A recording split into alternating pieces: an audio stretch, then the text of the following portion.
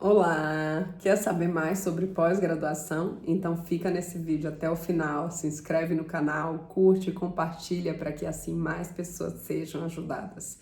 Eu sou a Renata, eu tenho um doutorado em ciências e fui professora da disciplina de pesquisa científica por muitos anos. Aqui nesse canal eu compartilho dicas poderosas sobre a vida acadêmica, os trabalhos acadêmicos e muitos outros conteúdos relacionados a mestrado, doutorado, pós-graduação lato sensu, entre outros. Se você quer saber mais sobre pós-graduação, fica aqui com a gente. A pós-graduação, como o próprio nome diz, é um curso que nós fazemos quando a gente finaliza a graduação. E a principal vantagem de se fazer pós-graduação é que você vai, além do saber, você vai se aprimorar em mais um conhecimento ou em um conhecimento, em um determinado conhecimento. A primeira vantagem é, sem dúvida, o aprimoramento do seu conhecimento em uma determinada área. A segunda vantagem, claro, é para o seu currículo, né? É um diferencial quando você está buscando uma vaga de trabalho no mercado de trabalho, por exemplo, você ter uma pós-graduação no currículo te deixa numa certa vantagem em relação a candidatos que não possuem. E a terceira vantagem, eu diria que também é vantajoso ter pós-graduação quando você participa de um concurso público. Quando você participa de um concurso público, logo depois da prova objetiva, você tem ali uma análise de currículos. E nessa análise de currículo, caso haja empate técnico, o candidato que obtiver maior pontuação no seu currículo, claro, vai estar em vantagem. E aí, a gente precisa lembrar que a pós-graduação ela é dividida em duas áreas principais, a pós-graduação lato sensu e a pós-graduação stricto sensu. A pós-graduação lato sensu, como o próprio nome diz, é uma pós-graduação mais extensa, com muitas áreas que podem ser escolhidas, normalmente direcionadas para quem quer ter um aprofundamento maior na sua área de trabalho. É uma pós-graduação que você costuma fazer logo após a sua saída da faculdade, logo quando você começa a entrar no mercado de trabalho. Essa pós-graduação lato sensu é conhecido como especialização, aperfeiçoamento e MBA.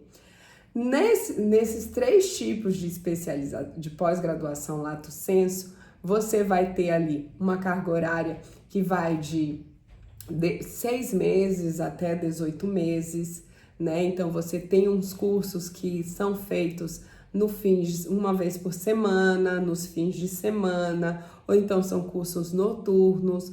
Os cursos da área da saúde acabam sendo um pouquinho mais demorados, né? Tem uma carga horária maior, enfim. E durante esse percurso, você vai ali realmente entregar um trabalho de conclusão de curso, que pode ser uma monografia ou um artigo científico, a depender da instituição. Quando você finaliza esse processo, você vai ser especialista em determinada área, ou algumas pessoas também dizem que você vai ser pós-graduado. Ele é pós-graduado em uma determinada área. Tá? Então, esse é mais ou menos o caminhar da pós-graduação lato sensu. E aí agora a gente vai ver a pós-graduação stricto sensu, que é representada pelos cursos de mestrado e o curso de doutorado. O curso de mestrado, eu queria primeiro falar que não é um curso que de cara você sai da graduação e já consegue fazer o mestrado, porque o mestrado exige um pouco mais do seu currículo, exige publicações, exige que você tenha uma experiência, uma vivência acadêmica maior. Há quem termine a graduação e já passe direto para o mestrado ou para o doutorado? Tem, mas normalmente essas pessoas tiveram uma iniciação científica muito forte e aí já conseguiram ter publicações no currículo e aí já conseguiram passar direto. Normalmente a gente faz a escadinha, pós-graduação lato sensu, depois mestrado, depois doutorado. Para que a gente consiga fazer um mestrado, qual é o primeiro passo? A seleção do mestrado. O mestrado, normalmente, para que você consiga entrar no mestrado, você tem uma seleção que engloba 4 fases. Entrevista, projeto, análise de currículo e teste de proficiência. Então, são esses 4 elementos principais para que você consiga adentrar ao mestrado. Então, o teste de proficiência normalmente é o TOEFL, que os mestrados exigem, a depender da sua instituição. A língua estrangeira costuma ser o inglês, isso você precisa checar. O projeto precisa estar adequado às linhas de pesquisa do programa, o currículo precisa estar atualizado e você precisa fazer uma boa entrevista e ser bem convincente.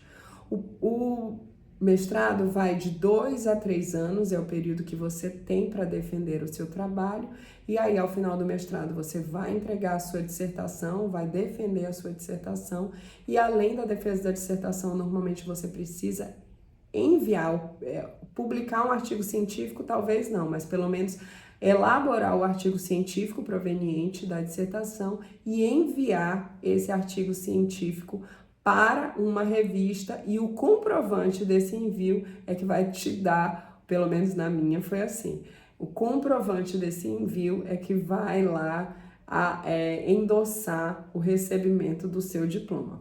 Quando você faz um mestrado, você vai ser automaticamente mestre em uma determinada área.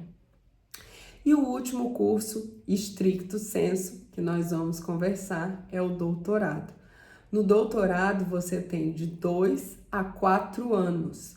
Então, o doutorado é um curso que a gente acaba fazendo depois do mestrado. Se seguir essa sequência que eu falei, alguns alunos, como eu disse também, podem ir direto para o doutorado, apesar disso ser uma exceção. A entrevista do doutorado costuma ser um pouco mais fácil que a do mestrado, vocês sabiam? Normalmente, se você continua no mesmo programa de pós-graduação do mestrado, você vai precisar agora no doutorado uma entrevista e o projeto.